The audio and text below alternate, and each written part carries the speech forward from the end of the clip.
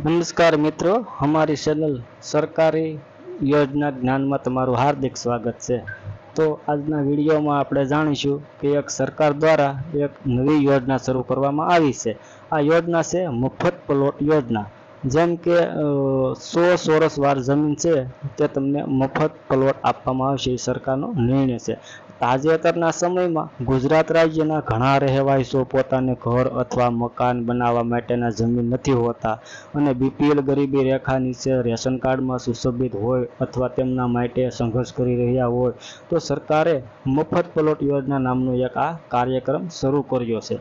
તો આ વિડીયોની અંદર હું તમને સંપૂર્ણપણે માહિતી બતાવીશ કે તમારે કયા ડોક્યુમેન્ટની જરૂર પડશે, તમારે ક્યાં અરજી કરવાની રહેશે અને આ યોજનાની પાત્રતા કોણ છે। તો ચાલો વિડીયોને ચાલુ કરીએ અને તેની સંપૂર્ણપણે આપણે માહિતી મેળવીએ। તો કે મિત્રો, આ એક મફત પ્લોટ યોજના તરીકે પણ ઓળખાય છે અને મફત પ્લોટ યોજના ગરીબ રેખા નીચે અથવા બીપીએલ રેશન કાર્ડમાં સુશોભિત હોય તેવા નાગરિકોને જ જમીન આપવા માટે સરકાર દ્વારા એક પહેલ છે। જો આ યોજના હેઠળ પાત્ર અરજદારોને 100 ચોરસ યાર્ડ જમીન ફાળવવામાં આવે છે।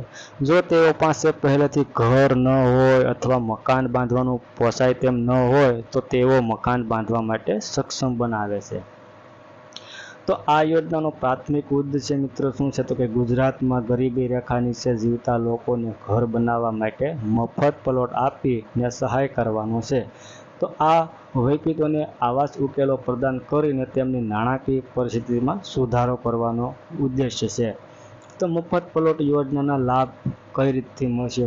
તો કે આ યોજના ગરીબ પરિવારોના લાયક વૈકલ્પિકોને 100 ચોરસ યાર્ડ જમીન મફતમાં પ્રદાન કરશે અને ખેતીમાં રોકાયેલા અને અગાઉની માલિકીની જમીન પણ જમીન ફાળવણી માટે પાત્ર છે અને સરકાર દ્વારા જમીન સંપૂર્ણપણે મફત આપવામાં આવશે। ત્યાર પછી જે વૈકલ્પિકોનું પોતાનું ઘર નથી તેઓ ભલે બીપીએલ રેશન કાર્ડમાં સુશોભિત હોય તેઓ આ યોજનાનો લાભ લઈ શકશે અને લાયક અરજદારોને આ યોજનાનો લાભ મળશે।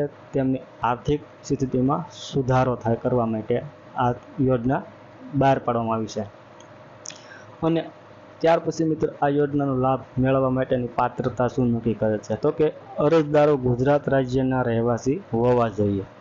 ત્યાર પછી લાભાર્થીઓ બીપીએલ ગરીબી રેખા નીચે કાર્ડમાં સુશોભિત હોવા આવશ્યક છે અને ત્યાર પછી લાભાર્થીની ઉંમર 18 વર્ષ કે તેથી વધુ હોવી જોઈએ અને ત્યાર પછી મિત્રો અરજદારો પાસે કોઈ જમીન હોવી જોઈએ નહીં અને ગરીબી રેખાની નીચે આવતી વૈકલ્પિકો અને પૂરા થવા માટે સંઘર્ષ કરી રહેલી વૈકલ્પિકો આ યોજના માટે પાત્ર છે અને અરજદારની વાર્ષિક આવક રૂપિયા 1,20,000 કરતાં ઓછી હોવી જોઈએ। તો મિત્રો આ તમારે અરજી ક્યાં કરવાની રહેશે?